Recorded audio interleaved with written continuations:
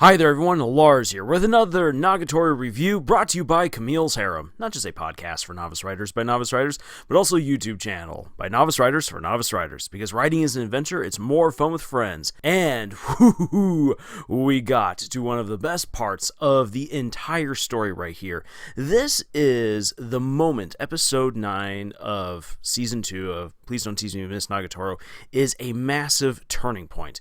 If there was any doubt at all at this point of where we're going with this story and of the feelings of these characters towards each other, it all comes to an end right here, with Senpai supporting Nagatoro, with Nagatoro basically coming out and saying, I want to kiss you, this is going to happen, and with Senpai accepting it. And from this point on, the trajectory of the entire story changes in such a unique and fascinating way right here, where you've got two characters basically going into a relationship, a romantic relationship, without actually being committed to a romantic relationship. Now that might sound really strange and bizarre, like that sounds kind of unhealthy, like it wouldn't work, but it's all in the execution. And it's pretty amazing to see where things are going to go from here. But what I want to do in this particular video is I'm going to kind of break my usual approach to dealing with Please Don't Tease Me, Miss Nagatoro, where I've looked primarily at the anime, and I actually want to jump on ahead in the manga to the most recent chapter as of the recording of this video. So what I'll do is I'll give a brief overview of what we got here in episode 9, and then talk about how the most recent chapter of the manga is a culmination of what we see brewing right here, and that there is actual payoff in a really neat way to what we get right here, which goes beyond what most other romance anime or manga would ever have the guts to do. So this episode is honestly pretty simplistic, and yet it feels, again, just very packed. This is something that the writers for this show are very, very good at doing, taking the material from the manga and pulling the most that they can out of it to really flesh it out. This episode focuses primarily on the judo tournament that happens across the entire school. Senpai is coming into this tournament feeling very anxious about, well, putting all of Nagatoro's training to good use. He wants to impress her, he wants to live up to his own commitments and promises, and this is going into a whole new realm for him. He is definitely coming out of his comfort zone and in front of the entire school. This is a huge step for Senpai, and Nagatoro is looking at facing off with one of her old rivals, Orihara. This is going to be a massive showdown for both of them. Senpai basically facing himself, and for Nagatoro facing an old rival. And when it finally comes down to the fights and everything, both of them deal with their own reservations, their own problems that cause them to actually, in the end, lose their matches, but it could have been an outright slaughter. For Senpai, he's just getting creamed by this massive guy who's just sculpted perfectly. Not quite JoJo's perfectly, but we're getting there. And it's only when Nagatoro really begins calling out to him, and he remembers her training, that he's able then to wrestle this larger student to basically a standstill and nearly win the match. He just loses due to a matter of points. And Nagatoro then goes off against Orihara, nearly gets obliterated by her until she hears Senpai calling out for her, while the entire school's like, oh my gosh, Orihara is this girl who's going to eventually go into the Olympics. They're all shouting for her to win, but she hears Senpai's voice cut through the din, and so she gives it her all. And just like Senpai nearly wins the match, but is beaten on a technicality of points. After that is done and they've had their moments to confront their greatest hurdles in front of everyone and to make progress on both of their own fronts because the other was there, Nagatoro has the courage to finally, in her own teasing way, say that she wants a kiss. And this time, though, it's not really a tease. She wants this to happen. She likes Senpai. She's letting it all just hang on out there without this massive confession or anything like that. And that's what's really, really neat right here, is that we get a confession without it having to be a confession. And if anything, that just feels way more real. It's way more endearing. It's way simpler and better than having to go through all of the arduous setup of having this fantastic confession and romantic moment No, you don't get any of that here. You just get characters being their honest selves. And that is good. That's good for a relationship to function properly, to get off on the right foot. You gotta have honesty. And so we get all of that right here. It's a pretty fun episode. And again, it's amazing how much is put on in here, granted with how little is actually happening in terms of plot. Now, within the grander schemes of all of the different stuff happening within Please Don't Tease Me, Miss Nagatoro, all of the different adventures, misadventures, and everything else that goes along with Senpai and Nagatoro, this is a moment that could easily just disappear. How many anime and manga are there where a character basically has a confession or says that they want to prove themselves, they want to show something to the person that they love, and then it either never happens or it just becomes super vague afterwards. It just becomes a point of reference to cause more blushing. There's never really any sort of payoff. And when it comes to Please Don't Tease Me, Miss Nagatoro, it could be very easy to think that this thing is going to happen again in this particular story. However, the overall pacing of the relationship and the development of Senpai and Nagatoro is fantastic and has proper mile markers to build up on this promise as both Senpai and Nagatoro begin to again address these hurdles that have prevented them from becoming their best selves, and it leads to them having this challenge of, okay, hey, Nagatoro, you said you wanted a kiss if you beat Orihara. I will do that. Somebody's like, I will kiss you if you do that, and at the same time, I am going to shoot to get into one of the best art schools, and if we can both reach our goals, then we will have a proper confession. I normally hate this particular setup because it's just way too cringy. I don't like the idea of putting a prerequisite on your feelings. Oh, if I do this, then this will happen. There's too many people who think that way. Nice guys. And it's also kind of painful because when I look back at my own time in high school, there were times where I acted that way. And it is embarrassing to me because I'm like, oh, I can't believe I was such a fool back then. So it always bugs me then when I see this trope in any sort of romantic story. And yet it actually leads to a really, really great confrontation, which we got in the most recent chapter. Senpai and Nagatoro find themselves in a shared hot spring.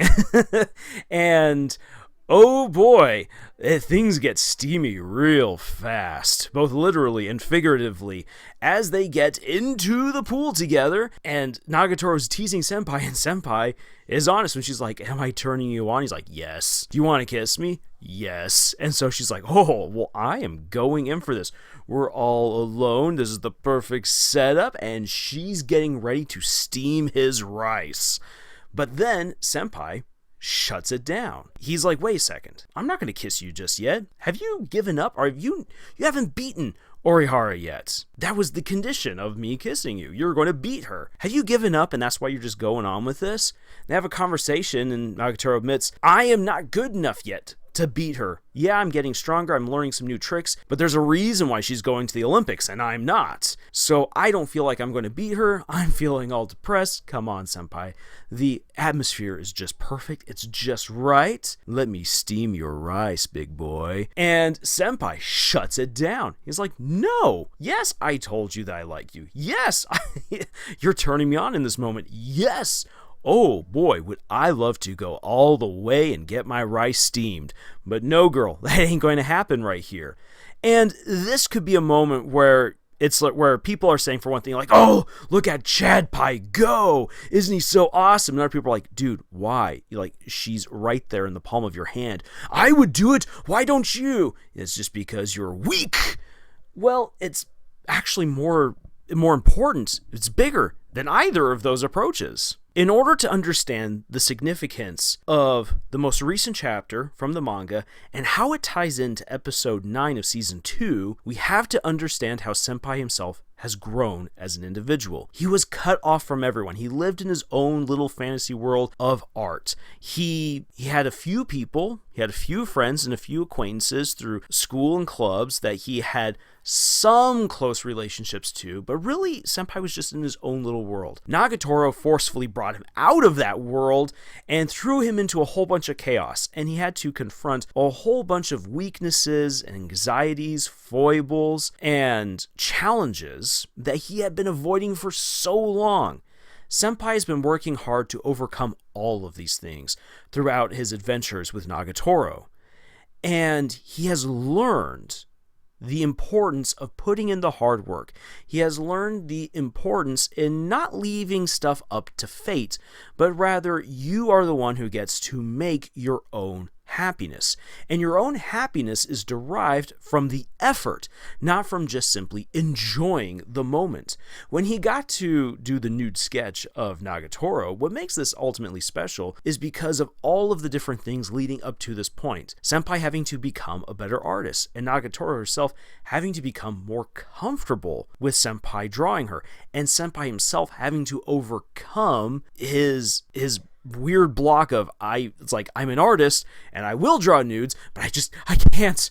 Oh, so impure. So when the moment finally arrives that he does get to do the nude sketch for Nagatoro, it's not some passionate moment where, oh, I just feel so sexually fulfilled for doing this. It ends up becoming a very beautiful moment of understanding between him and Nagatoro because of everything that they've had to overcome to get to that point. If Senpai wants to really confess to Nagatoro, and if he does really want to kiss her, sure, he could have it right then in that moment. Hasn't he already worked hard enough for it? Well, yes, and yet no, because he understands now that there is still more effort to put into this. It's no longer about a bet. It's no longer about some weird agreement, but rather he realizes this is something that while Nagatoro wants it, she's not yet there. And maybe I'm not there either, because this is a situation that is clearly contrived, and if we steam our rice together, yes, we want it, but is that really the right thing to do at this particular moment? Are we actually ready for it yet? This is a big, difficult question that so many couples deal with. What time is the right time? When are you ready? And there's a school of thought that's like, well, you're always ready, you just don't realize it yet. And then there's those others like, no, I refuse to settle. And who am I to say what's right or wrong right here? But for Senpai doesn't feel like it's the right time. It's not the proper place. There's so much more going into this mood, and he wants it to be done right. He wants to have properly earned a good romantic moment with Nagatoro where they can kiss and maybe steam each other's rice without feeling like there's something holding them back or something to poison the situation or some sort of obligation. All of that needs to be resolved in order for them to really enjoy their romance. And as far as Nagatoro is concerned, Nagatoro is just milking the moment right here. It's very easy to get lost in a fit of passion and then do something that you might regret later on. Senpai understands this to a certain extent, and he wants to make sure that Nagatoro doesn't do something that she might regret. Not that she wouldn't regret being with him, but maybe that a dream that would really help her to resolve various problems that she needs to overcome and maybe finally resolve this issue with her rival. What if she gave up all of that to be with him? Sure, she could be happy, but then there would always be this question of, well, what if? And by Senpai respecting Nagatoro and saying no, this is giving both of them a chance, so that way in the future, when they finally do kiss, because they will, it will be a proper romantic moment where there's nothing holding them back, there's no more conditions, and there's no more what ifs. Now, is that entirely realistic? Maybe, maybe not. I think it's more of an ideal. And what's pretty impressive to me is how this story, again, has taken what was a very unhealthy, very toxic relationship between these two and has transformed it into something absolutely phenomenal where there is communication, respect, understanding, truly there so. And whatever teasings there are just the fun spice to an overall good relationship rather than the impetus for something awful. It is a pretty amazing transformation. And coming back to episode 9, what makes this episode so great is that everything is now aligning for that future moment. This is a massive transition right here. Feelings are coming out into the open. There's no more hiding it. Both of them have come out into the open to face their individual problems, and out in the open they supported each other. Those feelings are out there. There is now an admission. There's now a confession. There's a desire for them to get together. And this is only going to grow as they go further on. Senpai still has a lot of growth to go through, and so does Nagatoro. And that's what makes the upcoming adventure so good, because many romances kind of end with the confession. And if this were any sort of typical story, well, there's two ways it could go. It would either go that within the next episode, they're going to kiss and get together, and voila, we're going to ride off into the sunset. Or we're going to go the route of Rent a Girlfriend, and we have another 300 episodes to go before we come back to this confession in any sort of meaningful way. And they're like, oh yeah, weren't we going to kiss? No. Please Don't Tease Me, Miss Nagatoro does a fantastic job of building off from this moment and transforming their relationship, chapter for chapter, episode to episode, into an even greater relationship between Senpai and Nagatoro, with them continuously communicating, continuously overcoming their weaknesses and their problems, continuously seeking to understand each other, continuously flirting, continuously falling in love. This is how a good, healthy relationship is supposed to function. And that is what I want to see. And again, that's why I'm breaking the continuity of the anime to jump ahead to the manga and say, what just happened right here? This is significant. And what happened there in the manga, I know all the memes are coming out about, this is Chadpai right here. But let's take a moment to step back and truly understand and appreciate just how amazing this moment is. So what kind of writing advice can I give after all of these ramblings and thoughts of mine on this part of the story? Well, it's this, and this is something that I've said before. A good romance is shown through mile markers. Now, many times people take these mile markers to mean, oh, we have the meet cute. Oh, we have their first flirt. Oh, we have their first date. Oh, we have their first kiss. Oh, they're now going to third base. Oh, and it's like those are usually the mile markers that are seen. However, good mile markers, if you're driving along the highway, are literally every mile. And it might be 100 to 200 miles before you get to your destination. But every mile marker along the way is an important indicator of the fact that you are getting closer to your destination. Within the story of Please Don't Tease Me, Miss Nagatoro, we get plenty of mile markers indicating to us how the relationship is growing and that we are indeed headed towards that happy ending. These moments within the anime and the manga are not the end. No, we're not even close yet. Instead, they are important mile markers to show us just how far we have come, and yet still how far we still have to go in order for this relationship to be the amazing thing that we all know it's meant to be. And so when you write your own romantic stories, this is what you've got to do. It can't just be the big moments of the meet cute, the first kiss, the first date. No, it has to be the small moments of, well, we went and we got some food together and we talked things over. We got to know each other a little bit better. It is that moment of, oh, their car died, so I went and jumped their car. Or it's that moment of, hey, you dropped your keys, here are your keys. Or it's that moment where there was a really bad and embarrassing joke shared between the two of them, and they then talk it over and figure things out. Or it could be that mile marker of where they're just having a good, fun time. It could be that mile marker when they realize that they've shared the same favorite color. None of this stuff is huge. None of this stuff changes the world in any kind of big way, but they are important moments for these characters to show that there's a connection there, that connection is growing, that they're getting to understand each other better. And it's those small moments that allow you to tease out the most character development and then really pay it off when you get to the big moments. So, those are all of my thoughts coming out of this most recent episode of Please Don't Tease Me, Miss Nagatoro. If you've been watching the anime, I hope you've been enjoying as much as I have, and if you haven't, well, I'm happy that you stuck around for this entire video. Definitely give it a watch. It is absolutely worth it. Now, if you're a novice author looking for more writing advice, please feel free to check out our other videos here. You can also head on over to our podcast, Camille's Harem, and you'll find way more resources that will help you to become a better author. We also have writing exercises that you can check out that will put you to the test over at our Pinterest page. And of course, we would love for you to join our ever-growing community. Links for all that and more are in the description below, and if you would especially like to support us, please check out the books that we've published. Links for them are also in the description. And until the next video, y'all, thank you for joining us on this adventure that we call writing, and tschüss.